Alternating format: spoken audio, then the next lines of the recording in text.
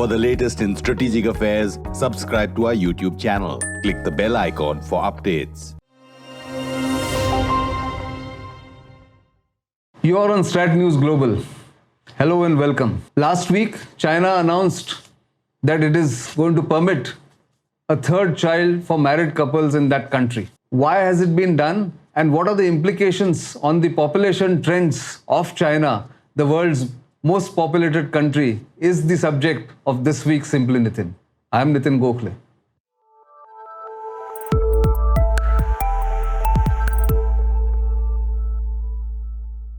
In 2020, China recorded birth of 12 million babies, almost 5 million less than it had recorded in 2016. Clearly, the Chinese population was declining, and the demographic crisis that China is facing because of declining birth rates is what must have concerned the leadership. That is why the permission to have a third child for married couples in China. The 2021 census figures released last week must have given the Chinese leadership cause for worry. For nearly 40 years, the Chinese had imposed a moratorium on birth of a second baby. The so-called one-child policy was adopted in 1979 because China's population was growing at a phenomenal rate between 1949, when it became the People's Republic of China, and 1976. In that period, China's population grew from 54 crores in 1949 to 94 crores in 1976. This was not sustainable for a poor country like China, the then poor country like China. It was facing food shortages, it was facing healthcare crisis, and of course the infrastructure was not able to cope up with the rising population. So in 1979, the Chinese leadership imposed what was called the one-child policy, that families, majority of them, there were some exceptions of course, in Xinjiang for instance, or in Tibet, families were allowed to have any number of children. But elsewhere, the main Han Chinese population was told they will not have more than one child. And that created a society where there were single-child families for almost 40 years. That of course got a lot of dividend to the Chinese. It brought in a lot of prosperity and allowed the Chinese to get the youth dividend between 1980 to 1999 or even beyond till about 2010, when they used this young population for an export-oriented economy. But from 2010 onwards, this trend started reversing.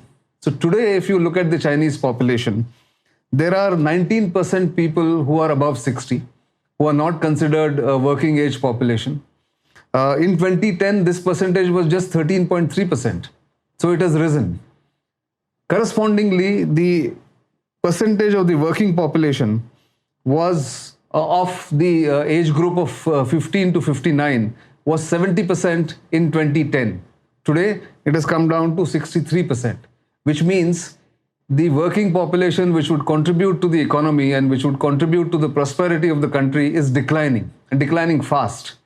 So in 2013, the Chinese said, let's relax the one-child policy. And in 2015, they altogether scrapped that one-child policy. And yet, as I told you right at the beginning of the program, the number of babies born has declined from 17 million in 2016 to 12 million in 2020. Is that practical? That's the question population experts are grappling with. Because the Chinese society has got into a habit of not producing more than one child because of high cost of living in urban areas, and also because the period between 1979 and 2013 enforced a skewed ratio of male to female. The number of females declined and the number of males has increased phenomenally. So today there is a problem of finding what they call the right bride for the groom, or even for the bride to find a right groom. And that has created what is called gender imbalance in the society. It has created social tensions, and it has also encouraged human trafficking. Many of you would have heard of what is called mail to order brides. Some of the Chinese have been marrying Africans, they have been marrying people in Maldives, they have been marrying people in Central Asian nations, and that has created a complete imbalance in the Chinese society, which lays a lot of store with the family tradition. Therefore, the 1.4 billion mark that the Chinese reached is the zenith of the population. Now it is showing a declining trend. That is worrying the Chinese leadership, because that will mean the reducing number of young people who can contribute to the economy, who can work in factories, and who, because of their sheer number, keeps the wages of the laborers down. But because the number of laborers is declining, the wage of the laborers is going to go up, adding to the cost of the Chinese goods which are exported the world over. That will create a competition which the Chinese don't want. Similarly, aging population. And I can tell you that in both 2017 and 19, when I last visited China, Chinese urban cities, I mean Beijing and Shanghai, I could see this anecdotal evidence, and even I observed in various places that the number of elderly people who have nothing to do, who don't seem to have a daily routine to follow, are sitting in public spaces, in parks, or wandering around in metros and buses, or on the footpaths, and playing a game of chess or cards, and basically just whiling away their time. Their number was discernibly higher than my observation in the previous trips, which I have been doing since 2006. Every year I've been going to China for a trip of about 10 to 15 days in various parts of China. Also, I noticed in 2017 and 2019 that there were more couples with at least 2 children. Maybe that was because the government had just relaxed the one-child policy in 2013, and I'm talking about 2017, where I saw more pregnant women on the roads and in public spaces who had an older child with her, or with the father, and the woman was pregnant. So clearly people were trying to have a second child. But the numbers now show that that hasn't increased the population.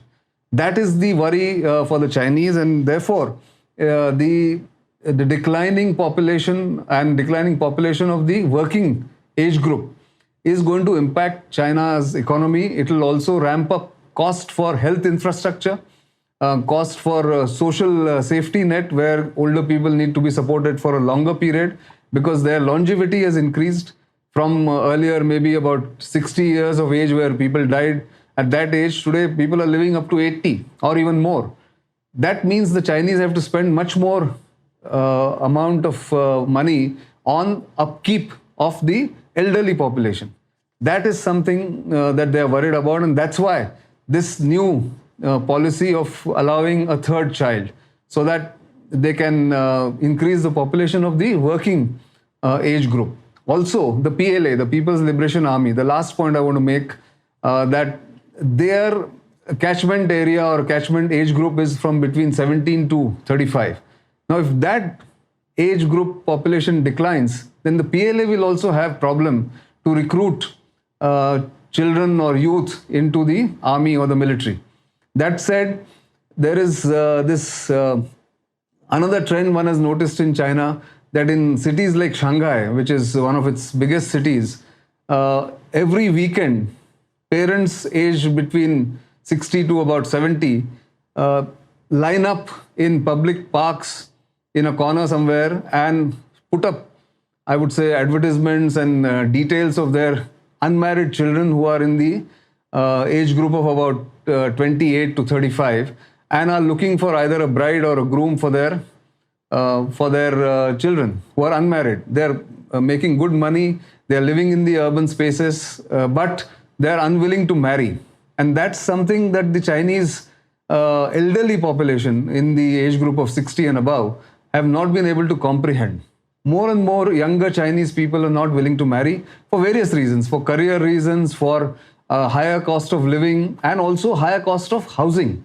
In urban areas, the housing cost is phenomenal. And therefore, these younger Chinese, the younger generation does not want to marry. That has also contributed to the declining population, because that is something that the elderly people had not anticipated, or the one-child policy had not anticipated.